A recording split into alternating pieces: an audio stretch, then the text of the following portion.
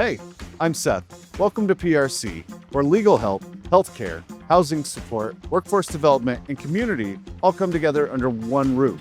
Every day we help people affected by HIV, mental health struggles, substance use, and homelessness find stability and hope. And now we're bringing you along for the ride. This is PRC's podcast. Let's go inside. These halls are filled with stories of resilience, recovery, and new beginnings. At PRC, we help people through every step of the process. And this is your front row seat to that journey. This is where hope grows. New CEO, new podcast, new era, lots of change. Lots of new stuff. How fun is it? How many days have you been here at PRC? I think it's 80 days. 80 days. 80 days. Maybe 81. 81. All right. The year I was born. Yep. Is that right? It is. Well, look at there. You definitely come in and made a presence, and it's been a very positive one. So thank you for that. I'm happy to be here. Yeah, we do great work, and we've got great people that care a lot. Working in, the human services space, usually you're there because you want to be, right? It's not the sexiest job. It's not the most high-paying job. It's a decision to make a difference. And that's why I'm here. And I think that's why a lot of our employees are here too. So for me, that's a beautiful thing. It is beautiful. It is. We don't have to get people fired up about our work. They come and they're already fired up. We just have to remove the barriers so it's easier for them to do it. Yes. Right? Easier for our clients to get the services that they need. What's more important than that? The services. That's Yes. it. That's everything. That's the only other smart part. That's it. The services are number one. So, yeah, we got the right folks to do that. It's great. Mm-hmm. What would you say some of the largest barriers are? I think some of the largest barriers are just moving through bureaucracy. We can't get around that. And that's one of the reasons why we're diversifying our services and our funders, because no one wants to be beholden to any one agency or group as it relates to the revenue for the organization. In addition to that, we want to expound and expand our services, our reach, and our impact. And in order to do that, we've got to look at doing things differently. And that's something we're currently in the process of doing. For the first time, we've submitted a proposal outside of San Francisco County. Wow. That's a big deal. In 30 years, it's never happened, but it's happened today. 30 years, more than 30 years. Yeah, more than 30 years if you're looking at bigger places too, right? That's more than 60 That's years. 60 years, Yeah. Exactly. 60 years. Yeah. That's nuts. Yeah. That's crazy. Think about how many people have been helped, but now that we're looking to move into different counties, how many more people can we help under this PRC umbrella? So many more. Well, they're going to be happy to hear that. I think so. Absolutely. So we jumped right into the heavy questions, but how about you introduce yourself? Like, where are you from? Oh, I'm Dr. Deborah Hawkes. I was born in Indianapolis, Indiana. I was raised in Franklin. I was born in Indianapolis. My mother was a drug addict, my birth mother. Both my brother and I were placed in the Sewell McColeman Orphanage. I had the benefit and the blessing of being adopted by my big country family with all the support and love you could ever get. And unfortunately, he did not get that blessing and was placed into the system and essentially was lost in the system.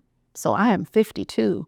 My adoption was 50 years ago, and I literally have never met him, and there's no trace of him, no record of him. So for me, coming here is very personal.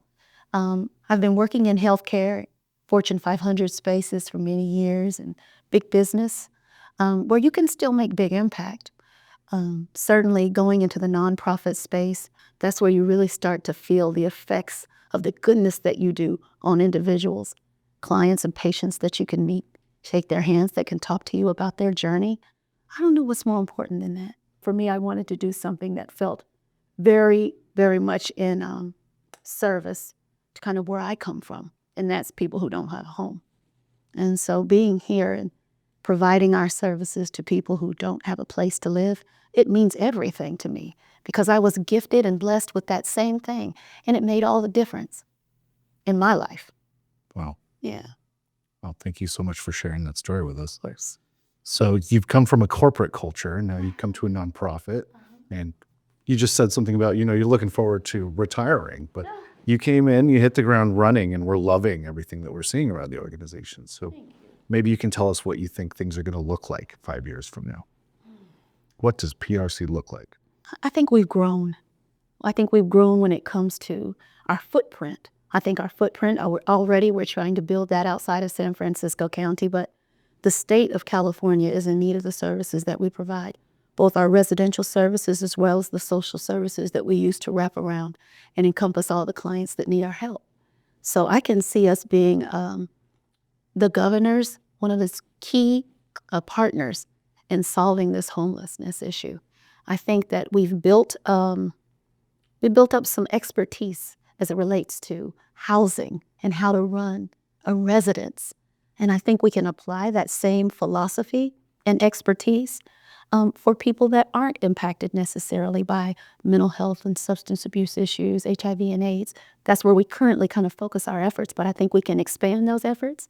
The elderly here in San Francisco County, a lot of them, because of the cost of housing, are looking for alternatives. I think we could provide alternatives while also providing elderly care and services because that's what we do. And so I think that's something that we would be getting into over the next year or so because it's needed. The beautiful thing about human services is that it has to grow. As the need and the demands change, so must we. And so this is an exciting time for us to be able to do that. I can see us getting into that space. I can see a campus in the future because right now we're with 30 facilities across all of San Francisco County.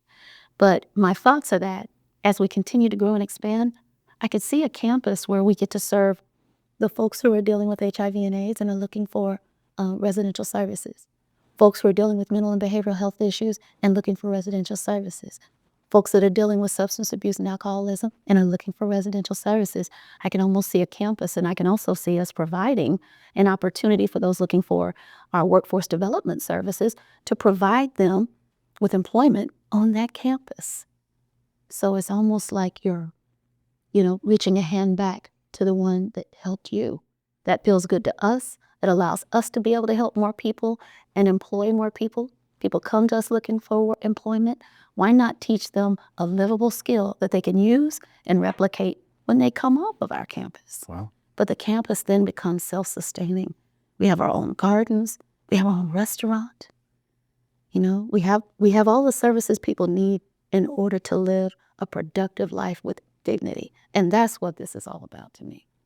That sounds like a beautiful utopia. It does, doesn't it? It sure does. What's funny is there are so many things that I've always kind of envisioned, and all of them have happened over the last 50 years. Okay, well, let's keep that momentum going. That's the hope. Yes. That is the hope. I don't think you can meet a person on the street that hasn't had someone they love or care about it, hasn't been impacted by it. One of the 4 things that we serve: mental behavioral health issues, alcoholism and substance use disorder, HIV and AIDS. These are the things that we do. And so my thoughts are everyone wants to see those things improve, particularly when they've hit the street the way that they have. But I'm excited about our opportunity to really play a key role, be a critical stakeholder and a critical solution broker, and work with Mayor Lurie and his office. I think he's done a great job in a very short time with a very difficult problem.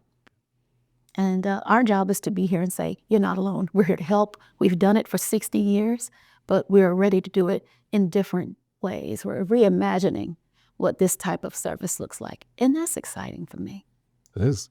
Yeah. You've got people that have been here for over 20 years. They Literally. feel so involved in the work. It's personal to them. They care. They come and do it every day. Absolutely. So we need more. We need more. Yeah, we need a bigger community that all cares to help create a city that we all want to live in. That's right. That's right. Because it's still a great American city. I said that when I came here for the first time and met the team, and I meant it. It's a great American city. It's absolutely beautiful. I mean, you get everything in San Francisco. You get the beaches. You get every type of food, every ethnicity. You get the gorgeous mountains. I mean, you get everything, and you get really beautiful weather. Well, it's my favorite. Yeah. Yeah. And all the hills. I mean, don't get me wrong. I don't know how to drive down those just yet. That is probably my most disconcerting thing. But it's beautiful here. And I think that gets lost in some of the rhetoric because people focus on the problem And I think the mayor is trying to put the focus back on the beauty of the city. And we're here to help do that and make the people, the citizens, healthy again. That's important. I love it. I think it's very important. So let's go back to a little bit more personal stuff. Just moved here from Florida. I did. Yeah. So what are you finding that you like the most about the Bay Area? I would say what I love the most is the weather, and I also love the mountains. I've been here to vacation. I had cousins, not that I was close to, but that lived in the Oakland area. So I thought I knew the Bay Area, but I wasn't aware of like what you get out in Contra Costa County. I wasn't aware of the shoreline and the splendor that comes with it. That was very new to me. And it's beautiful. Napa Valley, gorgeous. Yes. They all love our Napa. It's beautiful. And for us, it's something new to explore every weekend because we're here for the first time as empty nesters. So it's been exciting as far as, getting to understand and know more about the area and be a part of things and everything that's going on. And just go to the parks and get to know my way around. That's fun. It's going to take a while. San Francisco is one of those places you think you know it and then you find another neighborhood. It's 7 by 7 square miles. But there's a lot inside of those 49 square miles. There certainly are. I'm learning that. So what surprised you the most?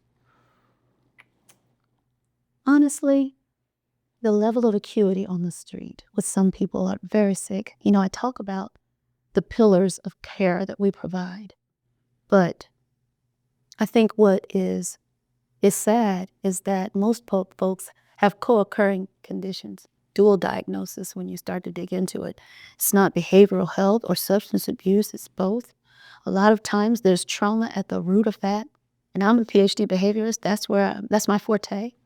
And so I recognize that until the trauma's dealt with, you're going to see it manifest itself in so many different ways in alcoholism and behavioral health issues and substance abuse disorder. Those are just ways that it shows up. So that is sad because there are so many great great hospital systems right here, some of the very best. There are. And yet the problem prevails. So coming here to be a part of the solution is great, but you can't not be affected. I can't not be affected when I walk past it every day. I don't think anybody can not be affected. I hope not. I hope no one's that desensitized, but I wonder, Seth, if that's happened to people.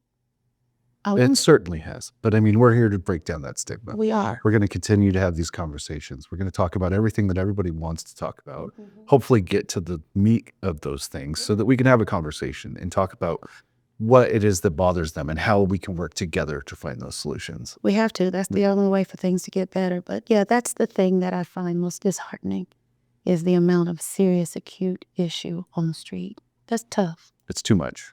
Yeah, it's too much. And that reminds me of kind of why I'm up late at night thinking about different ways to ideate and innovate here inside of this organization. Because the problem is still here. It's getting better, but it's still here.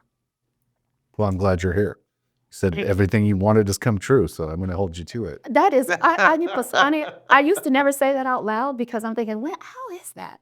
But it is true. That's incredible. It is, and it's weird. Isn't it? All right. Particularly when you think about the start. Yeah. Yeah. Well, if it's true for me, it can be true for anybody else. Motivation comes from somewhere. It comes from somewhere. It does, yes. You're right about that. Well, thank you so much. This has been an incredible conversation. Absolutely. I just really needed the world to be introduced to Dr. Deborah Hawkes, to see how bright and lovely you are, how wonderful you are in person, and how personable you are. Thank you. Yeah. It's been a pleasure, and I've always loved working with you since we've been here. We've had a lot of fun, a lot of laughs, and we're working on good things together. So thank you for the warm reception. You're very welcome. It's only been 81 days. The best is yet to come. I like that. I like it. I agree. Right. Thank you so much. Thank you, Seth. Yes. We hope you join us for episode 2 of Where Hope Grows. We're going to dive deeper into the life-saving services provided by PRC. We hope to see you then.